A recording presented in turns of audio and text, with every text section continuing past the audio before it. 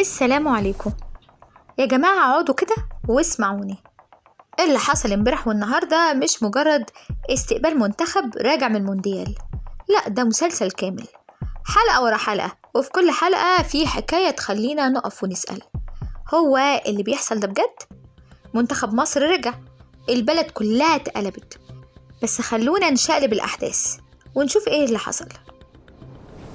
المشهد ابتدى بمطار العالمين، طيارة نزلت وفجأة عربيات المطافية عملت قوس المية المشهور ده. السوشيال ميديا بقى ايه يا عيني عليهم، ما صدقوا، شوية قالوا ده الجيش بيحتفل بيهم، وشوية قالوا لا ده المية فيها بخور عشان يفكوا النحس والعين اللي كانت عليهم في أمريكا. يا عالم يا بشر، ده بروتوكول طيران دولي، بيستقبلوا الناس اللي راجعة من رحلات تاريخية أو ينفذوا مهام عملاقة بالطريقة دي. وده حكاية قديمة، يعني الدول بتستقبل الأبطال اللي راجعين بالطريقة بتاعة المية دي. لكن ايه حكاية العالمين؟ وليش معنى العالمين؟ العالمين بقت دلوقتي الواجهة، كل حاجة فيها لازم تاخد طابع أسطوري، ببساطة لأنها بقت عاصمة الجمهورية الجديدة، والرئيس السيسي كان هناك. حضور الرئيس ده مش بس بروتوكول، ده ختم رسمي إن اللي عملتوه ده إنجاز بجد، وإنه بيوصل رسالة للعالم إن مصر الجديدة بتكرم أبطالها في المكان اللي بتفتخر بيه. بس وسط الزحمة دي والناس كانت مخنوقة عشان تشوف الأتوبيس وقاعدين يجروا وراهم، حصلت لقطة خطفت قلبي أنا شخصيا.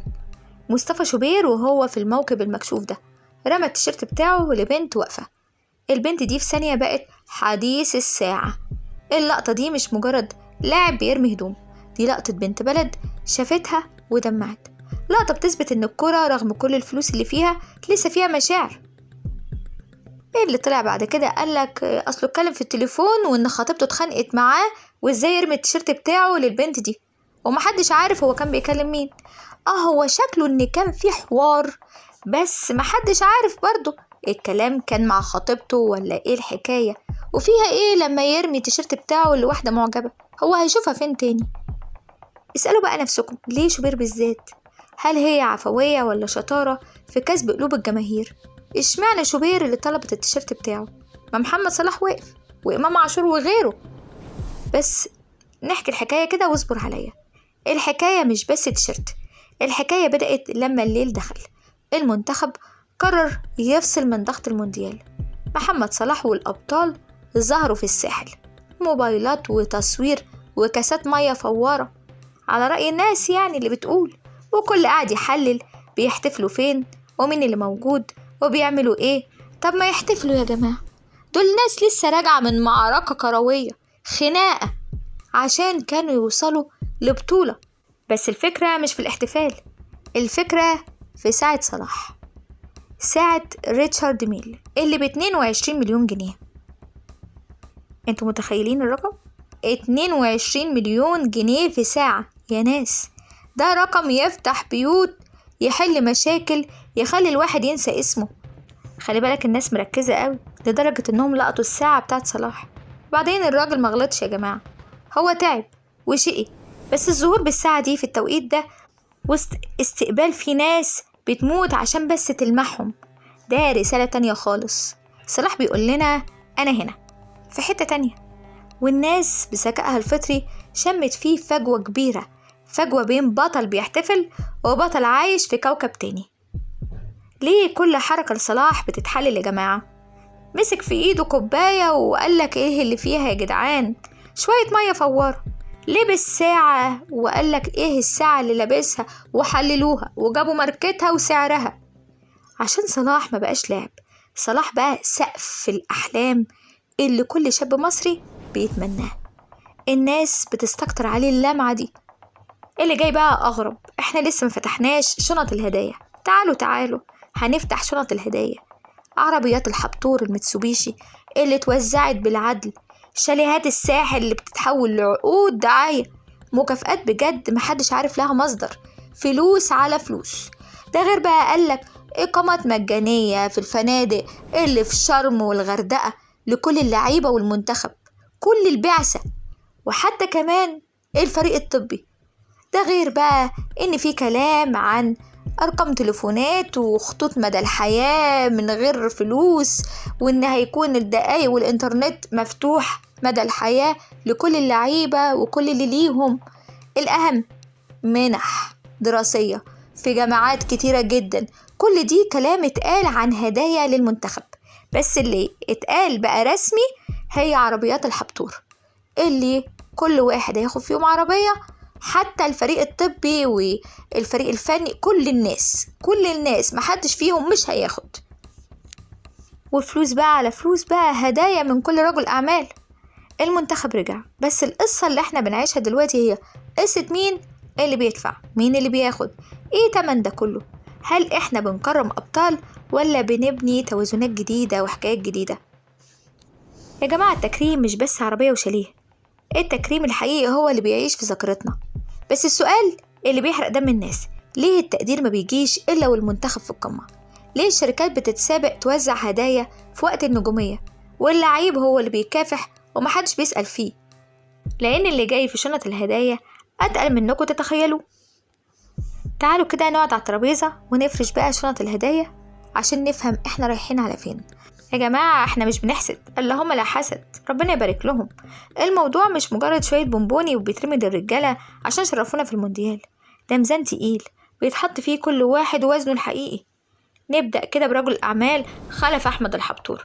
الراجل ده مش بيوزع عربيات متسوبيشي عشان هو فاضي، هو فاهم اللعبة كويس.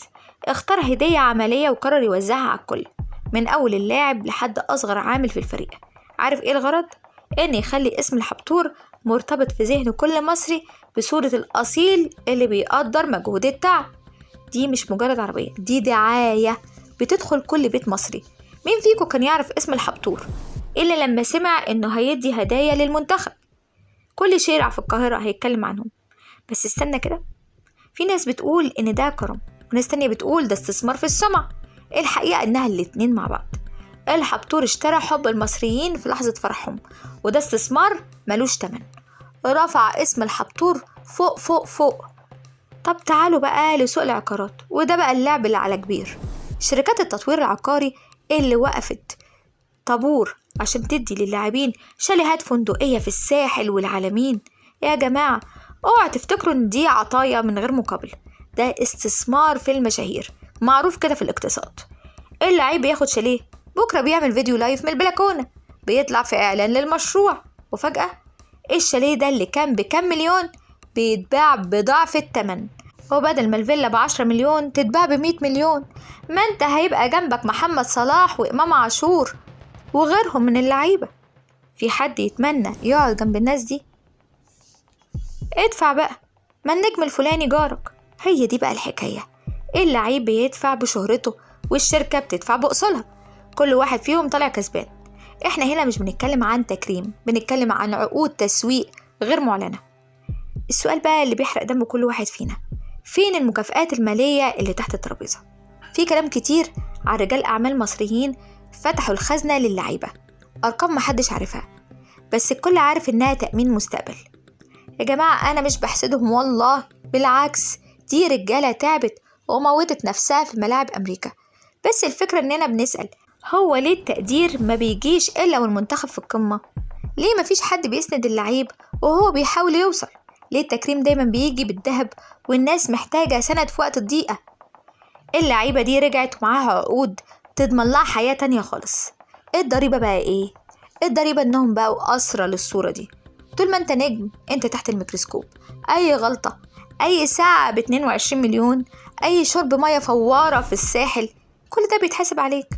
محمد صلاح اللي لابس ريتشارد ميل هو اكتر واحد عارف ان القوة ليها تمن، وان الساعة دي مش مجرد عقارب بتلف، ده تاج بيحدد طبقتك في المجتمع. الجمهور مش بيسيب حد في حاله. صلاح هنا مش مجرد لاعب، ده أيقونة لطبقة تانية. ناس بتبصله مش بس كبطل كورة، بتبصله كنموذج للنجاح. بس هل النموذج ده لسه قادر يلمس همومنا، ولا الساعة خدته بعيد وبقى في حتة تانية؟ من الآخر كده يا جماعة، الساحل اللي بيحتفلوا فيه ده هو نفس المكان اللي بيترسم فيه مستقبل الكرة المصرية. المنتخب مش راجع بس ببطولة، ده راجع بأوزان جديدة تقيلة في السوق. اللعبة دلوقتي مش لعبة كورة، اللعبة بقت لعبة بيزنس، ملايين. مين فيهم اللي هيعرف يفضل النمبر 1؟ ومين فيهم ممكن يقع في فخ البراندات؟ الحكاية فيها كلام كتير، ولسه حاجات هتتفتح ووعود هتتنفذ ومفاجآت هتقلب الترابيزة عالكل. أنا خلصت حكايتي النهاردة، بس انتوا اللي هتكملوا الحكاية في تعليقكم. تفتكروا هل الهدايا دي حقهم، ولا الموضوع زاد حبتين، ولا كل عايز يشتهر وعلى حساب اللعيبة والمنتخب اللي جاي بإنجاز تاريخي ما حصلش قبل كده؟ مين فيهم اللي هيقدر يكمل بروح البطل؟ مين اللي هيدوب في دهب الساحل؟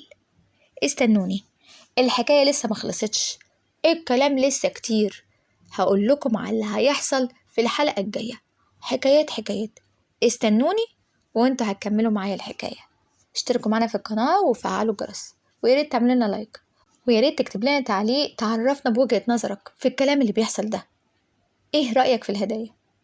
الموضوع هو فعلا بس استثمار وبزنس، وناس بتاخد اللقطة على حساب المنتخب اللي جاي بالإنجاز اللي هو فيه ده، ولا ايه الحكاية؟ لغاية هنا خلصت الحلقة، واسيبكم في أمان الله. السلام عليكم.